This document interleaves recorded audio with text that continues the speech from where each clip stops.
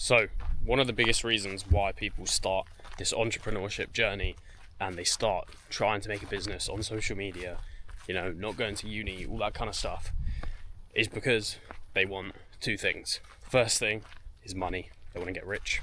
That's literally why I started this. And the second thing is people want time freedom. They want to be able to be their own boss and just say, I'm not working right now. I don't really want to work too much this week, because the idea of, a 9 to 5 and working all day long scares them. And that's kind of what it was like for me. So that's what my thoughts were when actually starting this all up a year and a bit ago. I thought that that's what it was going to be like. And to be honest, I couldn't be further from the truth.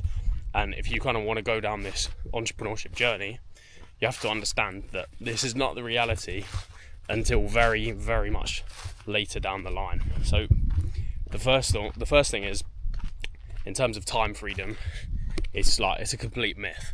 You're going to spend way more time actually working on your business than you would ever put into, any time a normal job where if you don't work too hard, it doesn't matter, you still get paid.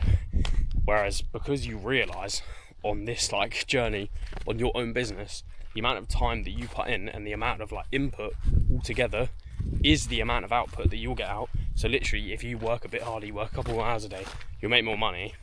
Once you realise that, you just work way more. And there was a long time where I had zero balance, where I'd literally work from the beginning of the day all the way up until about 8 p.m. at night.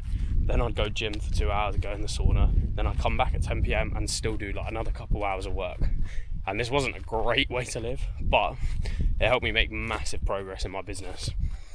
But that's just one of the first things that people just don't understand. And you might be watching this and you might be wanting to start a channel, start an account on YouTube, or just start anything, as a matter of fact. Literally any type of business online.